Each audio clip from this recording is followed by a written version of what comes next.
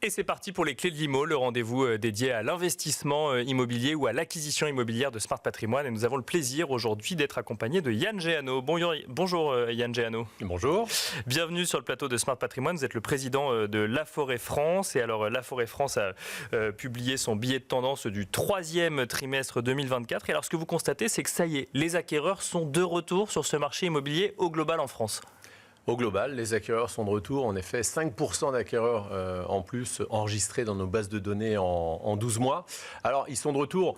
Pas partout. On voit en effet des marchés où les prix ne sont pas encore régulés et les acquéreurs ne viennent pas sur le marché, et pas pour tous les types de biens non plus. On voit que 5% d'acquéreurs en plus au niveau national, mais plus 3 pour les maisons simplement, plus 9 pour les appartements. Dans un contexte inflationniste, l'appartement reprend un petit peu d'avance sur le Graal, le rêve de tous les Français, qui est la maison individuelle. On revient plus vers l'appartement que vers la maison. Pourquoi ? Parce qu'on part du principe que l'appartement coûte moins cher, parce que c'est la localisation en centre-ville ou en ville qui offre plus de facilité ? Oui, c'est un peu de tout ça. L'enveloppe financière, déjà, pour une maison, est souvent supérieure à l'enveloppe financière nécessaire pour un appartement. Une maison, c'est souvent plus grand qu'un appartement. L'entretien également d'une maison, c'est plus grand, donc ça coûte plus cher à chauffer. C'est plus cher à entretenir. Il faut s'occuper des extérieurs, de son portail, de ses haies, de ses toitures, etc. Et puis, on est un peu excentré, parfois, loin des services publics, de l'éducation, des transports, et ça nécessite souvent une deuxième voiture pour les ménages.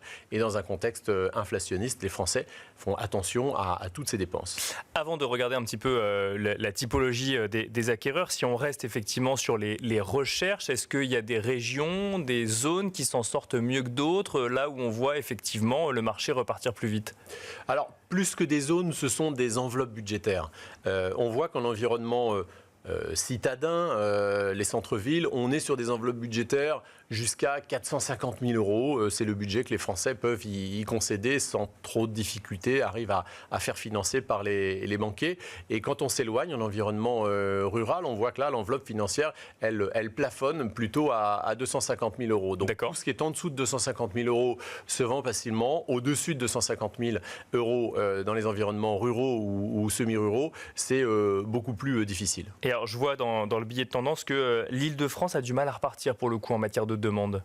Ah oui, c'est la région qui est toujours en difficulté. Il faut revenir quelques années en arrière. Lorsqu'on sortait du confinement et du Covid, on a vu beaucoup de Parisiens franchir le périphérique pour acheter une maison en première couronne. Les propriétaires de maisons en première couronne sont, eux, allés acheter une maison encore plus grande en deuxième couronne. Et tout ça a pressurisé les prix à la hausse, les a fait augmenter. Et aujourd'hui, les acquéreurs qui sont sur le marché sont des acquéreurs locaux, des franciliens de première et deuxième couronne, et qui voient que les prix sont totalement déconnectés de la réalité, avec des vendeurs qui ont des difficultés. Et donc qui ne se positionnent pas là où en fait on aurait imaginé que potentiellement ils auraient continué à alimenter. Là, ils mettent une pause sur la demande. Ils ne visitent même pas, ils ne nous contactent pas pour les biens, ils attendent que les biens redescendent là, au niveau où les transactions se font. Alors, la question c'est, les acquéreurs sont-ils de retour ? Vous nous avez dit oui, mais pas tous. Alors, quels sont les acquéreurs de retour ? Est-ce que les primo-accédants, par exemple, sont de retour sur le marché ? Un peu, aidé par la baisse des taux d'intérêt, mais on voit quand même qu'en quelques années, la tendance finalement s'est inversée. Il y a quelques années, une transaction sur deux, un achat sur deux se faisait au bénéfice d'un primo-accédant et une transaction sur 3 au bénéfice d'un secondo-accédant. Bien sûr. Aujourd'hui, c'est le contraire. 53% des ventes se font au profit de secondo-accédants qui n'ont pas nécessairement besoin de passer par la case financement, ou en tout cas qui bénéficient d'un apport plus conséquent. Et les primo-accédants, lorsqu'ils ne sont pas soutenus familialement, qu'ils ne bénéficient pas d'un prêt familial, par exemple, ont encore du mal quand même à se constituer ce fameux apport que les banquiers attendent. Et puis on a une troisième catégorie qui sont les investisseurs. Alors là, les Français sont tiraillés entre le fait de se dire que l'investissement dans la pierre, c'est aujourd'hui la seule solution pour se constituer un patrimoine en allant voir son banquier et en le faisant financer, et en même temps une régulation, une hyper-régulation sur l'immobilier locatif, que ce soit la fiscalité, la taxe foncière, les obligations de rénovation énergétique. Donc 16% des transactions seulement aujourd'hui dans le cadre d'un investissement locatif. Il y a 5 ans, on était à 27%. On va parler dans un instant peut-être éventuellement de la façon dont les Français voient aussi peut-être de nouvelles manières d'aborder la fiscalité, notamment avec la loi de finances 2025 et l'impact que ça peut avoir sur l'immobilier. Juste avant, peu de primo-accédants.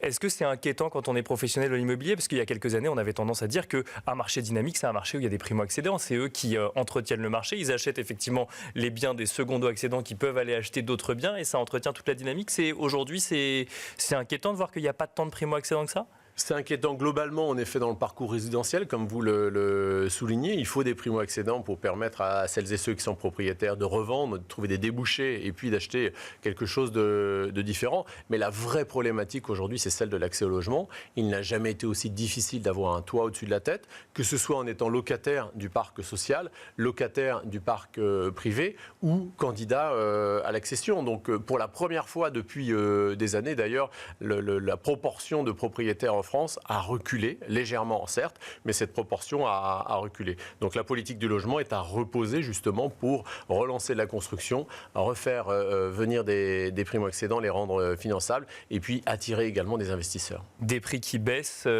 parce que c'est le cas aujourd'hui, enfin depuis plusieurs mois, ça n'a on se dit quoi? Ça n'a pas suffisamment baissé par rapport au coût du financement qui lui-même est revenu à un niveau un peu plus raisonnable ou Alors, les acquéreurs aujourd'hui bénéficient quand même d'une combinaison baisse des taux d'intérêt. On est passé globalement de 4,20, 4,25 à quasiment 3,50 aujourd'hui en moyenne. Donc une restitution du pouvoir d'achat d'à peu près 7% avec ce jeu mécanique des taux d'intérêt. Des prix qui ont reculé au niveau national de 4,5%.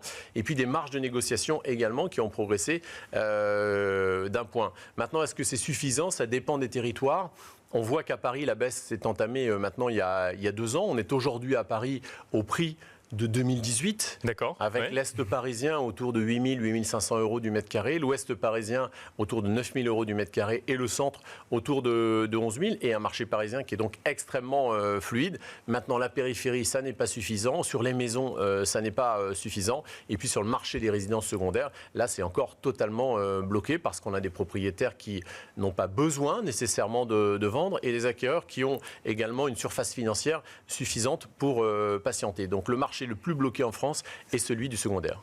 Et alors justement, dans les propositions de la loi de finances 2025, dans ce qu'on peut voir effectivement dans les échanges ou les votes effectivement des députés à l'Assemblée nationale et notamment la Commission des finances, il y a un certain nombre de mesures qui concernent l'immobilier. Alors rien n'est encore figé, donc effectivement là on en parle un petit peu au conditionnel, mais est-ce que vous constatez, notamment sur ce qu'on a pu voir comme évolution du régime en ce qui concerne le LMNP par exemple, est-ce que vous constatez que ça a une incidence à court terme sur des projets d'investissement immobilier par exemple ?